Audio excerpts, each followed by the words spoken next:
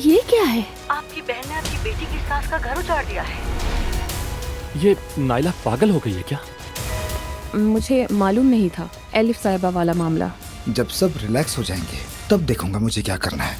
Naila, तुम्हारी हिम्मत कैसे हुई लाइव शो पे कॉल करने की? किसी को बदनाम करने के लिए इसने आज तक इजाजत कब ली है? इस पर कोई मत चिल्लाए, वो सब के सब इसी के लायक थे। ये नाइला बिना दिमागी मरीजा है। नाइला एक जाहिल लड़की है, उसने अपनी समझ के मुताबिक मरियम को खुश करने के लिए किया। तुम शादी करोगे मुझसे? तो आपके साथ हैं हमेशा, बिल्कुल फिक्र मत करें। मैं और दुआ जल्द ही शादी कर लेंगे। उस लड़की से शादी नहीं करोगे। मैं नहीं चाहती कि जवेरिया उन औरतों के बीच में पलकर बड़ी हो। माफ करना, मुझे भी हक है अपनी जिंदगी अपनी मर्जी से गुजारने का।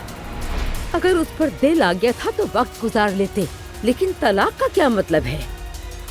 मैं जानता हूँ ये हकीकत नहीं है, तुम्हें लेने आया हूँ मैं।